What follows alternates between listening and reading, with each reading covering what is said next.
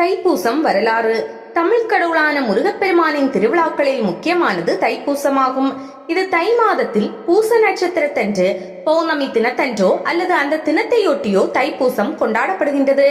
இந்நாளில் ஆறுபடை வீடுகள் உள்ளிட்ட அனைத்து முருகன் கோவில்களிலும் எல்லா சிவன் கோவில்களிலும் திருவிழாக்கள் நடைபெறுகின்றன. தேவர்களுக்கும் அசுரர்களுக்கும் இடையே ஏற்பட்ட போரில் தேவர்களால் அசுரர்களை அழிக்க முடியவில்லை. எனவே பல்வேறு இன்னல்கள் கொடுத்து வந்த அசுரர்களை அழிக்க வேண்டி சிவபெருமானிடம் தேவர்கள் முறையிட்டனர். தங்களால் அசுரர்களை அழிக்க முடியவில்லை. எனவே தங்களுக்கு தலைமை தாங்கி செல்லக்கூடிய ஆற்றல் வாய்ந்த சக்தி மிக்க ஒரு தலைவனை உருவாக்க வேண்டும் என்று சிவபெருமானிடம் வேண்டினார். கருணை கடலாம் எம்பெருமான் தேவர்களின் முறையீட்டை ஏற்று தனது தனிப்பட்ட சக்தியால் உருவாக்கிய அவதாரமே கந்தன். சிவனின் நெற்றிக்கண்ணில் இருந்து வெளியான 6 தீப்பொறிகள் 6 அழகான குழந்தைகளாயின. கார்த்திகை பெண்களால் அக்குழந்தைகள் வளர்க்கப்பட்டு பின்னர் 6 முகங்களுடன் அவதரித்தது. அப்படி அவதரித்தவரே கந்தன் எனப்படும் முருகனாவார். சிவபெருமானின் தேவியான அன்னை பார்வதி தேவி ஆண்டி கோலத்தில் பழனிமலையில் வீற்றிருக்கும் முருகப்பெருமானுக்கு ஞானவேல் வழங்கியது தைப்பூச நாளில்தான். அதன் காரணமாகவே பழனிமலையில் தைப்பூச திருவிழா மற்ற முருகன் கோவில்களை காட்டிலும் வெகு சிறப்பாக கொண்டாடப்படுகிறது. அப்படி அழிக்கப்பட்ட வேலினை ஆயுதமாக கொண்டே முருகன் அசுரகுலத்தை அழித்து தேவர்களை காப்பாற்றினான். தேவர்களுக்கு தொல்லை கொடுத்த அரக்கர்களை திருச்செந்தூர் எனப்படும் திரு சீரலவாயில் வதம் செய்து தேவர்கள் நிம்மதியடைய செய்தவர் முருகக்கடவுள். எனவேதான் அசுரர்களை வதம் செய்ய முருகப்பெருமான் பயன்படுத்திய வேலினை வழிபட்டால் தீய சக்திகள் நம்மை தாக்காமல் இருப்பதுடன் அந்த சக்திகள் நமக்கு அடிபணிந்து நல்லருளை நல்கும் என்பது ஐதீகம். தைப்பூசத்தை முன்னிட்டு முருக பக்தர்கள் மார்கழி மாத ஆரம்பத்தில் துளசி மாலை அணிந்து விரதத்தை தொடங்குகின்றனர். சஷ்டி கவசம், சண்முக கவசம், திருப்புகழ் போன்ற பாடல்களை அன்றாடம் பாராயணம் செய்து தைப்பூசத்தன்று பழனி முருகன் கோவிலில் சிறப்பு வழிபாடு செய்து விரதத்தை முடிப்பார்கள். முருகப்பெருமானின் அருளை அடைவதற்கு தைப்பூசம் உகந்த நாள்.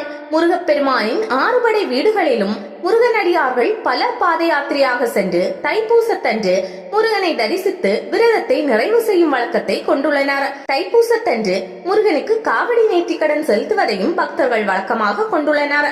தீராத நோய்கள் ஏற்பட்டு அவதிப்படும் பட்சத்தில் முருகக் கடவுளுக்கு காவடி எடுப்பதாக வேண்டிக் கொண்டால் அவர்களை பிடித்துள்ள நோய் அகன்று உடல் ஆரோக்கியம் பெறுவதை எண்ணற்ற பக்தர்கள் உணர்வு பூர்வமாக அனுபவித்துள்ளனர்.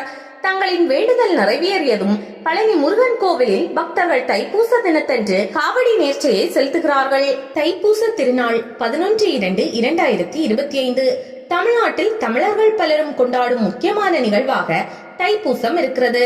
பௌர்ணமியும் பூச நட்சத்திரமும் இணையும் இந்த நாளில் தெய்வங்களை வழிபடும் போது அவர்களிடமிருந்து கிடைக்கும் அருள் பன்மடங்காக இருக்கும் என்கிறார்கள். பொருந்திய தைப்பூசமாடி உலகம் பொலிவெய்த என்ற திருஞான சம்பந்தர் பாடிய தேவார பதிகத்தின் வாயிலாக சுமார் 1500 ஆண்டுகளுக்கு முன்பிருந்தே தைப்பூசம் தமிழ்நாட்டில் வெகு சிறப்பாக கொண்டாடப்பட்டு வந்திருப்பதை அறிய முடிகிறது. இந்த உலகில் முதலில் நீர்தான் உருவானது. அதன் பிறகு பிரம்மாண்டமான நிலப்பகுதி தோன்றியது என்று புராணங்கள் சொல்கின்றன. அப்படி இந்த உலகம் உருவாக தொடங்கிய தினமாக தைப்பூசம் உள்ளது என்பது முன்னோர்களின் கருத்து. இதனால் தான் இந்த உலகத்தில் முதலில் நீர் தோன்றியதை நினைவு கூறும் வகையில் தமிழ்நாட்டில் பல்வேறு ஆலயங்களிலும் தைப்பூச திருநாளை முன்னிட்டு தெப்ப உற்சவம் வெகு விமர்சையாக நடைபெற்று வருகிறது என்று அந்த கருத்துக்கு வலு சேர்க்கிறார்கள். தைப்பூச திருநாளில் சிவபெருமானையும் அம்பாளையும் வழிபடுவதும் முருகப்பெருமானை முன்னிலைப்படுத்துவதும் தான் முக்கிய நோக்கமாக இருக்கிறது. வியாக்கிரபாதர், பதஞ்சலி முனிவர் மற்றும் 30 முக்கோடி தேவர்கள், பிரம்மன், விஷ்ணு உள்ளிட்ட அனைத்து தேவர்களுக்கும் முனிவர்களுக்கும் சிவபெருமான் அம்பாள் ஆகியோரின் நடனத்தை காணும் ஆவல் உண்டானது. அதன்படி ஈசனும் தேவியும் தங்களின் நடனத்தை அவர்களுக்கு காட்டியருளிய தினம் இந்த தைப்பூச திருநாள் என்கிறார்கள். எனவே இந்த நாளில் சிவாலயங்கள் தோறும் நடராஜருக்கும் சிவபெருமானுக்கும் சிறப்பு அபிஷேக ஆராதனைகள் நடைபெறும். தைப்பூச நாளில் முருகப்பெருமானை வழிபடுவதற்கு பல்வேறு காரணங்கள் சொல்லப்படுகின்றன. சூரபத்மன், சிங்கமுகாசுரன், தாரகாசுரன் ஆகிய அசுரர்களிடம் தேவர்கள் சிறைப்பட்டு கிடந்தனர். அவர்களை மீட்பதற்காக தேவர்களின் சேனாதிபதியாக இருந்து அசுரர்களுடன் போர் புரிந்தார் முருகப்பெருமான். போர்க்கடவுளான அவரை போற்றும் விதமாக தான் தைப்பூசம் கொண்டாடப்படுவதாக சொல்கிறார்கள். மேலும் வள்ளியை முருகப்பெருமான் மணமுடித்த தினம் இந்த தைப்பூசம் என்கிறார்கள். ஞான பழம் கிடைக்காததால் முருகப்பெருமான் பழனி மலையில் ஆண்டியாக வந்து நின்ற தினம் தைப்பூசம் என்ற கருத்தும் உள்ளது. இதனால்தான் தைப்பூச திருநாளானது பழனியில் மிக சிறப்பாக நடைபெற்று வருகிறது. இவற்றையெல்லாம் புறந்தள்ளினாலும் இன்னொரு விஷயத்தை நாம் ஏற்றுக்கொண்டுதான் ஆக வேண்டும். அது என்னவென்றால் முருகப்பெருமான் தமிழர்களின் தெய்வமாக கருதப்படுகிறார். தமிழர்களின் உயர்வை சொல்லும் மாதமாக தை மாதம் திகழ்கிறது. அதோடு ஒவ்வொரு பௌர்ணமியும் தெய்வத்தை வழிபட சிறந்த நாளாக சொல்லப்பட்டிருக்கிறது.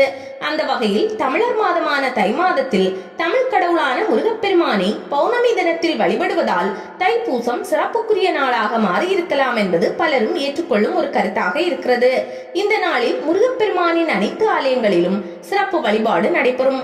குறிப்பாக முருகப்பெருமானின் அறுபடை வீடுகளான திருப்பரங்குன்றம், திருச்செந்தூர், பழனி, சுவாமிமலை, திருத்தணி, பழமுதிர் சோலை ஆகிய தலங்களில் இந்த நிகழ்வு வெகு விமர்சையாக கொண்டாடப்படும். தமிழ்நாடு மட்டுமின்றி இந்தியா மற்றும் வெளிநாடுகளிலும் முருகப்பெருமானுக்கான இந்த தைப்பூசம் சிறப்பான முறையில் நடைபெறுவதை நாம் பார்க்கலாம். திருப்பரங்குன்றம் சூரபத்மனை போரில் வென்ற பிறகு இந்திரன் மகளான தெய்வானையை மணந்த திருத்தலம் ஆகும். திருச்செந்தூர் அசுரன் சூரபத்மனோடு முருகர் போரிட்டு வென்று வெற்றி வாகை சூடிய திருத்தலமாகும். பழனி மாங்கனிக்காக தமையன் விநாயகரோடு போட்டியிட்டு தோற்ற கோபத்தில் தண்டாயுதபாணியாக நின்ற திருத்தலம் ஆகும். சுவாமிமலை தன் தந்தை சிவனுக்கே பிரணவ மந்திரத்தை ஓதி தகப்பன் சுவாமியாக காட்சி தந்த திருத்தலமாகும். திருத்தணி சூரனின் சினம் தணிந்து குறவர் மகள் வள்ளியை மணந்த திருத்தலம். பழமுதிர் சோலை அவைக்கு பழமுதித்து வள்ளி தெய்வானையோடு காட்சி தந்த திருத்தலம். தெய்வம் ஒன்று, ஆலயம் ஒன்று. பழனி என்றதும் நம் கண்முன் வருவது மலை மீது உள்ள கோவில்தான். ஆனால் பழனியில் முருகப்பெருமான் 3 இடங்களில் வெவ்வேறு திருக்கோலத்தில் அருள் புரிகிறார். மலைக்கோயிலில் தண்டாயுதபாணியாகவும், திரு ஆவினன்குடியில் குழந்தை வேலாயுத சுவாமியாகவும், ஊர்கோவிலில் வள்ளி தெய்வானையுடன் முத்துக்குமார சுவாமியாகவும் தனித்தனியே எழுந்தருளியுள்ளார். இது பழனிக்கு மட்டுமே உள்ள தனி சிறப்பு. பழனி முருகன் கோவிலில் தற்போது 6 கால பூஜைகள் நடைபெறுகிறது. காலை 6 மணிக்கு விஸ்வரூப தரிசனத்தை தொடர்ந்து நடைபெறும் விழா பூஜையில் சன்னியாசி அலங்காரம், 8 மணிக்கு சிறுகால சந்தி பூஜையில் வேடர் அலங்காரம், 9 மணிக்கு கால சந்தி பூஜையில் பாலசுப்பிரமணியர் அலங்காரம், மதியம் 12 மணிக்கு உச்சிக்கால பூஜையில் வைத்திகால் அலங்காரம், மாலை 5:30 மணிக்கு சாயரட்சை பூஜையில் ராஜ அலங்காரம், இரவு 8 மணிக்கு ராக்கால பூஜையில் புஷ்ப அலங்காரம் நடைபெறுகிறது. பல ஆண்டுகளுக்கு முன்பு பக்தர்கள் கொண்டு வரும் அபிஷேக பொருட்கள் அனைத்தையும் கொண்டு மூலவர் தண்டாயுதபாணிக்கு அபிஷேகம் செய்து வந்தனர். பங்குனி உத்திரம், வைகாசி விசாகம் போன்றவற்றிற்கு கொடுமுடியில் இருந்து கொண்டு வரும் தீர்த்தத்தால் அபிஷேகம் செய்யப்பட்டு வந்தது. தற்போது மூலவர் சிலையின் பாதுகாப்பு கருதி அபிஷேகங்கள் அனைத்தும் நிறுத்தப்பட்டு 6 கால பூஜை மட்டுமே நடைபெற்று வருகிறது. பழனி தலத்திற்கு காவல் தெய்வங்களாக மலையின் 4 திசைகளிலும் அம்மன் ஆலயம் உள்ளது. வடக்கு கிரி வீதியில் வீரதுர்க்கை அம்மன், கிழக்கு கிரி வீதியில் அழகுநாச்சி அம்மன், தெற்கு கிரி வீதியில் வனதுர்க்கை அம்மன், மேற்கு கிரி வீதியில் மைஷாசுர மத்தினி அம்மன் ஆகியோர் காவல் தெய்வங்களாக உள்ளனர். அதே போல் பழனி கோவிலின் 8 திசைகளிலும் சிவாலயங்களும் உள்ளன. இவை அஷ்டமங்கலம் என அழைக்கப்படுகின்றன. பழனி கிரிவல பாதை சுமார் 2.5 கிலோமீட்டர் சுற்றுப்பாதை கொண்டது.